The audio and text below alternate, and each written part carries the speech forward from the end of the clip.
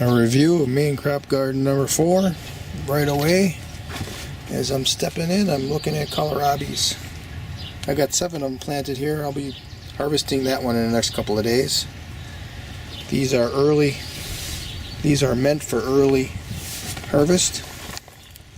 As I take the biggest ones, well, the ones that are smaller will then in a couple of days or maybe a week or two get larger, and I'll harvest those. You got thistle growing. I like growing thistles for the goldfinch. You know, people go out and they buy thistle seed. You gotta laugh at those people. You just grow your own. I do take them out if they're in my paths, though. These are nasties. Nasties. There's a skirret growing in here, stinging nettle. This is aronia. I've got parsnips going to seed. Attracts lots of pollinators. Some type of a fruit tree back there in the corner, and I forget what it is. And there's some gooseberries. Those are yellow raspberries. That yellowish colored leaf right there. More skirret. There's a box elder that's coming up on. I keep taking those out. I don't want box elders growing in my garden. More skirret underneath the shade of a haskap or honeyberry. There's some garlic hiding down in there. Little bitty garlics you see there. Got some ramps. Those are my Michigan grade, upper Michigan grade garlic, and I let the bulbils grow until they're fat, and just before they harden up I harvest them. Soak them in vinegar for a day, and then I pack them in olive oil, eat them in the wintertime. Another gooseberry back in there. That's a captivator. You can see there's a couple of fruits in there. I'm going to be taking these haskaps out. I've got them mountain layered in here. I'm bringing them north. Break them apart into different plants. Another skirret. More honeyberries. There's a lovage in the corner. Some horseradish back there. Some asparagus. That's a Lodi apple tree. This is a pristine apple tree. You can see we covered the apples with a sock to minimize the pest damage. I think they still kind of can get through that sock a little bit once in a while, but it really minimizes it. Does a good job. Underneath the shade of the pristine, I've got potatoes growing. Supposedly potatoes can grow in shade, and this is the first year I'm really experimenting with that. I've got a number of beds in shade this year just to see how it goes. Another skirret. These skirrets I'm not going to allow to go to seed in this garden this year, because then you have lots of little baby skirrets that you got to weed out the next year. There's a black walnut that's coming up. Next time I head north, I'm going to dig that out of there and transplant it up there. Another skirret. And now we get to the body of the main crop garden number 4, which are the garden beds. And this is a very densely planted part bed of Michigan, upper Michigan commercial grade garlic. And again, I'm going to let these bulbils grow. And this is fat, about an inch in diameter. There'll be bulbils in there that are still soft. They haven't hardened up, and that's when I harvest them. And then these taller ones are elephant garlic. You can see they grow bulbils too, but they're really small, and I can't make anything out of them. I can't harvest them as a bulbil, so then I harvest them as a scape, like right now. Just pull that out of there. You eat it right away. But this is an experiment here too. I've never grown elephant garlic that densely planted. I think some of them are even just mere inches apart. Got some carrots growing in there. I harvested some radishes out of here. That was another experiment. It didn't go that great. It was a harvest. It was a yield. But the radishes weren't allowed to really bulb up. I think because too much shade from the garlic. Actually, elephant garlic isn't even a garlic. It's a leek. It tastes like a garlic, so we call it a garlic. There you can see some of the carrots in there. They're supposed to do better in the shade than radishes, so we'll see. Here's a volunteer potato. There's quite a few of them in there. This was a potato bed last year. I'm not going to take them out. Hopefully they'll have some little baby potatoes when I dig out the elephant garlic in August for a fresh meal. Another carrot, another carrot. There's another thistle. This one's going to have multiple heads, lots of heads. It's out of the way. I'm not brushing against it, so we're going to let it grow. Actually, a couple carrot plants. These carrots actually are special in that they're coming up from seed that was grown here. Here we have a bed of, well, there's a couple of garlics in here too. Here we have a bed of potato onions with radishes, and the radishes are bulbing up now. I'll be harvesting some of those very shortly. Let's see if we can see when it's bulbing up. There, look at that. There. That's what I'm talking about.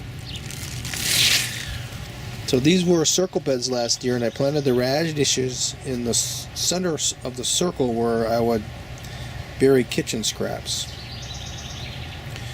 So hopefully in the next 2 weeks now I get this all cleared out and I bury some more kitchen scraps to allow these potato onions to really bulk up.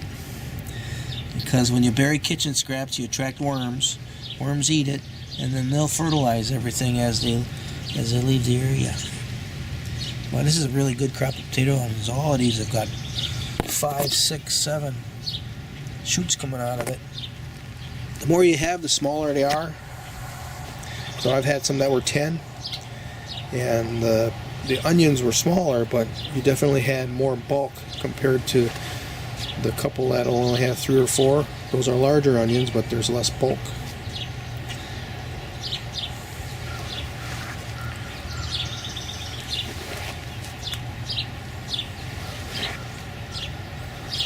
So that's the end of the potato onion bed. That's about 8 feet of it, and I planted 69 potato onions in there.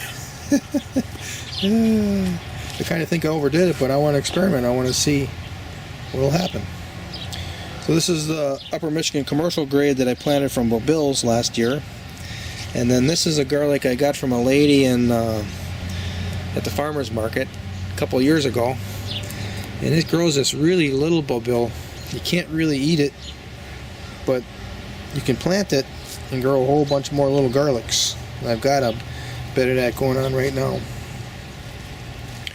Those little onion-like protrusions coming out of there, kind of laying down now, those are gray shallots.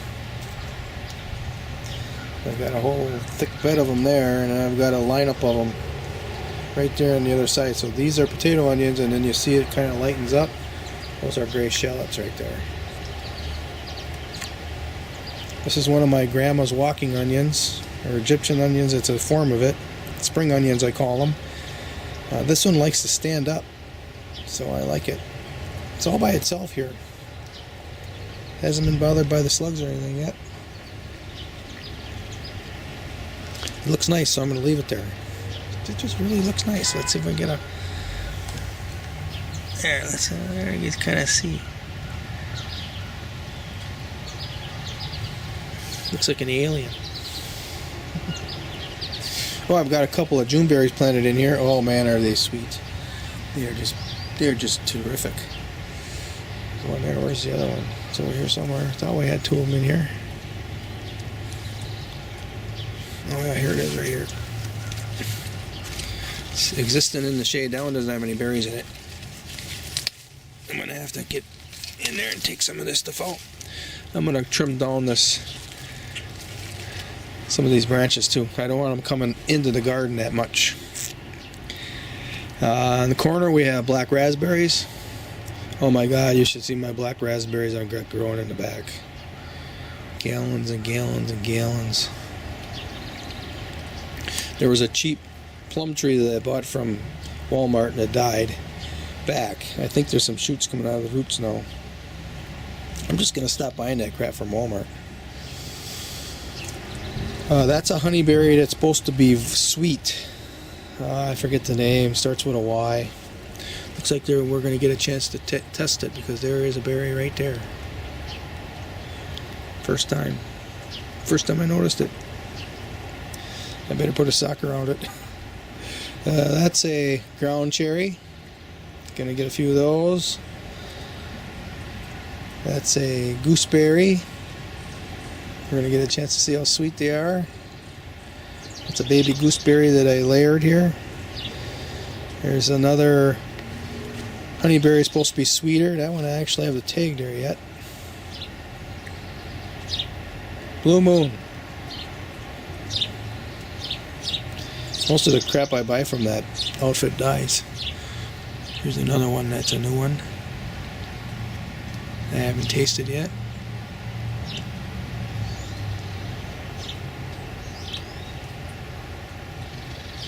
Blue Mist. Okay.